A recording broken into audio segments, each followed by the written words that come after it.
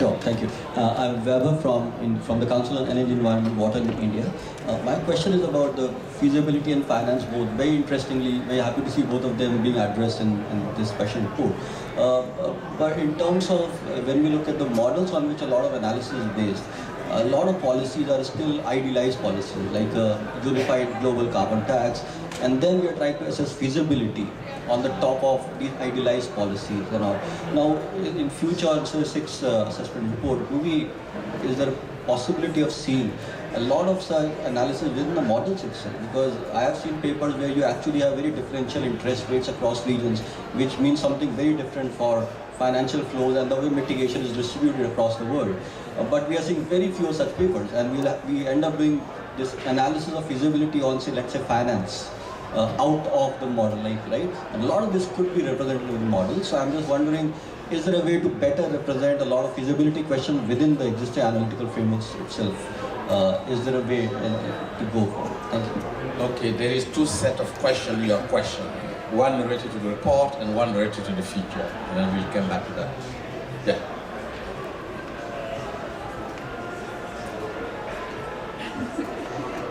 Hi, my name is Lisa Montoro from the University of Munich. My question is also related to finance. You mentioned the emergence of new low-carbon asset classes. I would appreciate if you could elaborate a little bit more on that and perhaps present an overview of what's going on and what are the emerging trends in the private sector. That's what I would be interested in. Thank you. Any other question? Yeah. Hi, my name is Matthias Saniger. I'm with the ISS and Perspectives. My question is to you as sort of the insiders. What were the major maybe surprises that you had with regard to how the report was taken up by the media and the general public? And could I ask the same question to me? Yes. Surprise, maybe not so much a surprise, but like a recognition how the main message was really yes, there's a path, yes, we can make this goal, which I found sometimes to be a little bit uncritical and maybe a little bit wishful thinking, which I share, but also maybe sometimes it's worth to look beyond that vision by itself. Thank you. Okay, so we have 3 sets of questions, and then who wants to take? You will come later to go to the future. So I have both questions on finance and models. Perhaps I should say that because we collectively have a problem, okay, due to history. Because you have to have in mind that the key models that we use now, you can put them in 4 categories. And they were elaborated in the 70s. And mostly in the energy field. Because at that time this was oil shocks and the nuclear controversy.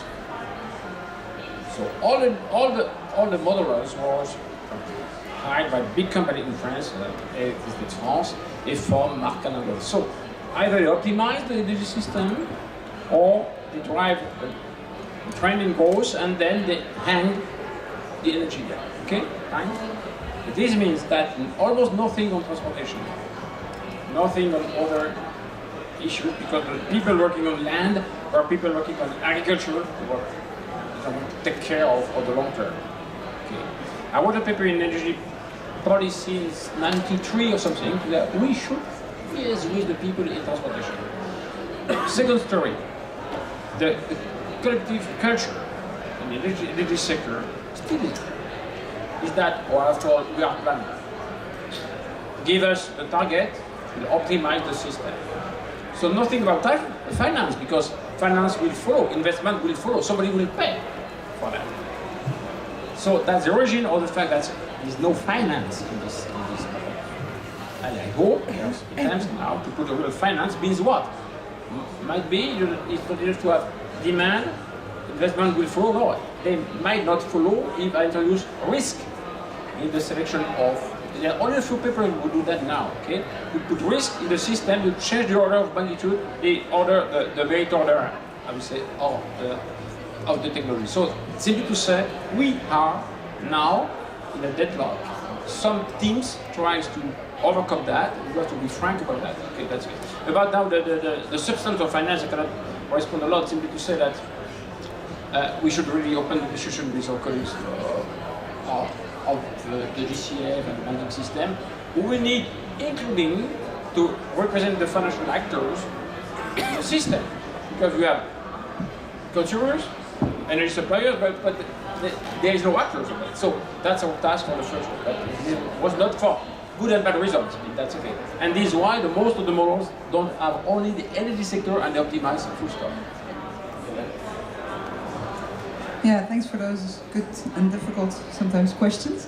I'd like to comment maybe a bit on the use of the IAMs, because we had the integrated assessment models, because we had a big discussion on that within the report authors. So basically we in chapter 4 initially hoped that we could sort of start up a conversation with chapter 2 and influence results and everything, but it turns out, maybe we're naive, but the models are fairly locked into their own systems, right? I mean, hundreds of man-years have gone into building those models. It's not easy to make a model like that. You can't just easily replace your cost optimization with something else, which with new insights is maybe more realistic.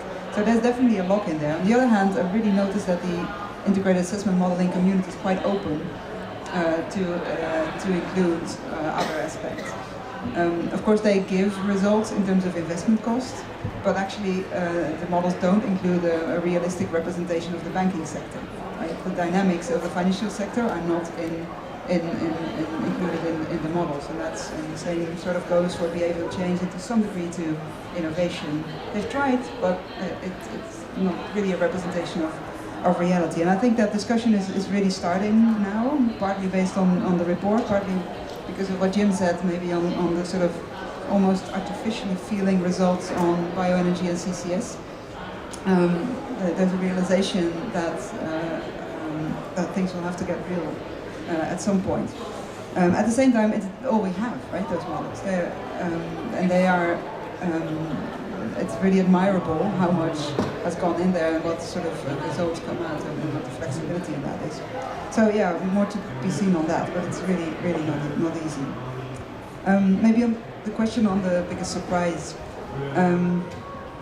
What I find surprising, well, the amount of media attention was really surprising to me. I mean, it was enormous and very gratifying in a way.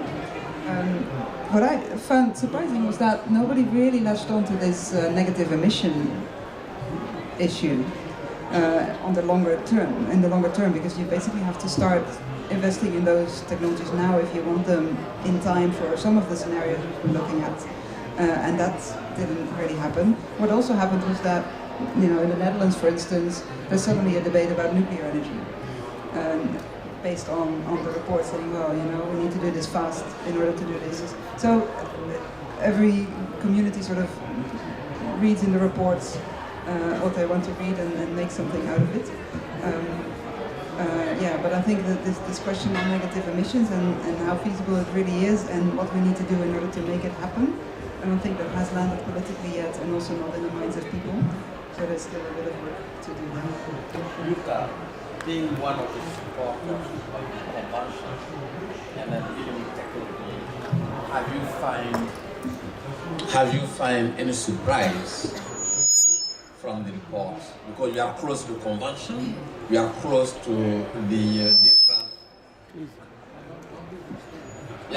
to different perspectives to the countries, and then have you find any surprise?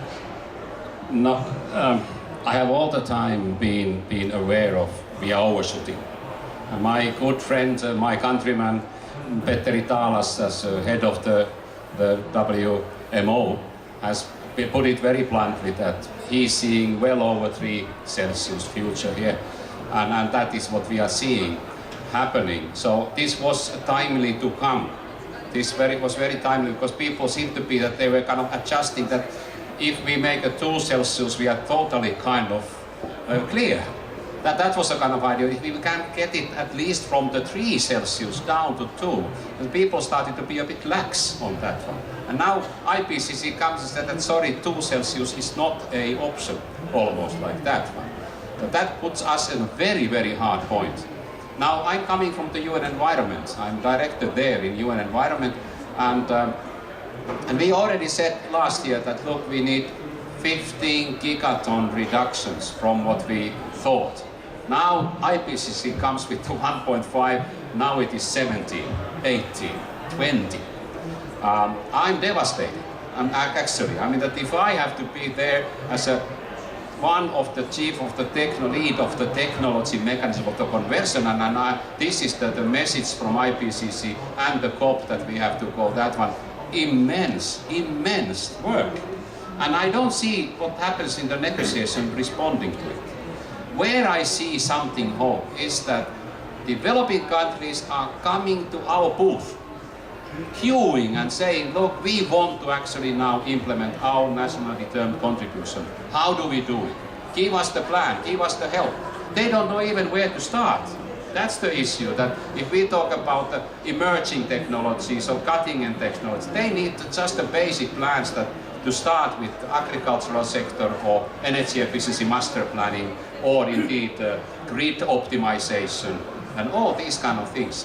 They are all now wanting to happen. 5 years ago they didn't want to kind of even engage, now they want. We have to take that chance and really bring up that fight. Jim, any surprise and the future? Can I pick up the first question there about the integrated assessment models and prices, because that got to the topic I wasn't going to get into in my initial remarks. Integrated assessment models are absolutely essential tools for making linkages between long-term temperature goals and more immediate action, but we have far too many expectations about what they can tell us, because they're devices that are quite good for kind of maybe mid-century timescales. I would not use them for the short to medium term, because I don't think they carry that kind of information. And there's a conceptual issue about the use of the word price around integrated assessment models, because when people hear the word price, they think of carbon tax or whatever, and we had interesting issues with the New York Times on that one. But what they're calling a price is actually the analytical device that is used to separate options that are less cost effective from those that are more cost effective, and that is really all that the price is doing. It's a kind of a marginal cost of abatement, so I think it's really potential to be quite misleading, which is why I'm very keen that when we move into the 6th assessment report, we assess a much wider range of models and things like the Deep Decarbonisation Pathways project, which is basically summing up national efforts, I think is where we want to go. And I think in terms of surprise, yes, very surprised by the amount of media attention that we got off this.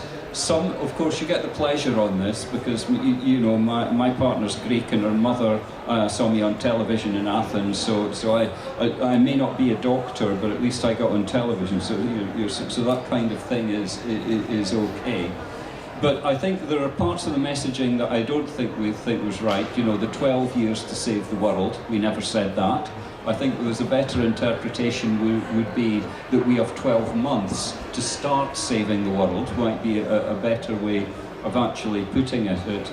But I think the other worry is that the focus on 1.5 has made 2 degrees seem like the new normal. And it is not, because we're not even on track for 2 degrees at the moment. And when we get back to AR6, I think we need to think about a wider range of warming and take a really good look at what countries are actually doing, as well as the more idealised approach from the integrated assessment models. Well, I'd better stop there before I become policy prescriptive. Leo, any takeaway message from your perspective on the daily work you are doing on finance? Not necessarily related to GCA. Sure, absolutely. I mean, of course, this kind of IPCC report, you know, they works as a foundation and basis of our work, right? So, I mean, I always try to emphasize how important it is for everyone to understand the basic climate science if you want to be engaged in this space and be able to finance your project. So this has been, I mean, very helpful, material for all of us, including myself.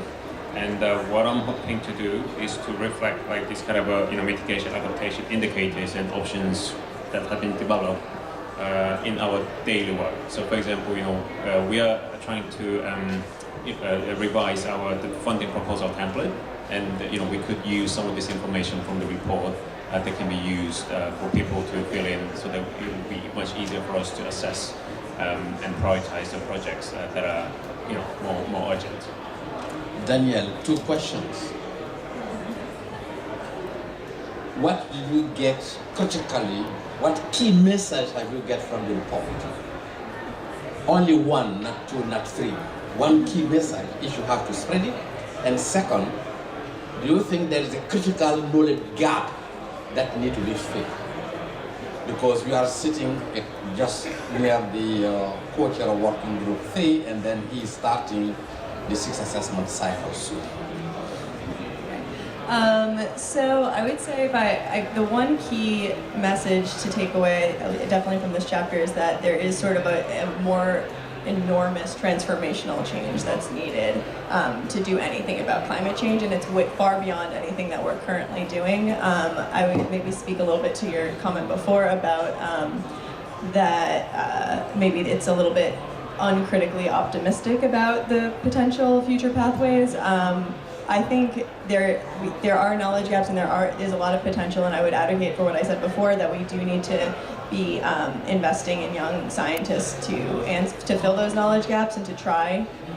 But I think we also need to think about how we're already implementing adaptation and mitigation work, and a lot of, especially with adaptation in the Global South, it's being mainstreamed through development is largely how it's going. And I think we need to think about think critically about how we've been doing development for years sort of can run directly opposed to a lot of our adaptation goals, and we need to think more critically about how we need to change pretty radically our actions in order to get anywhere close to 1.5. Thank you, and we are almost at the end of the session, and now I have a question to all of you. And Daniel said that radical transformation change is needed here and right now. It has to be started at individual level. That matters, because we said that any small action matters, as any bit of warning matters. Are you ready to take action now, here, toward 1.5? Yes. Are you ready or not? If you say it loud. Yes. Are you ready? Yes. Are you ready? Yes. For action? Yes. Okay, excellent. And then let's give a big hand to the panelists, and then this has been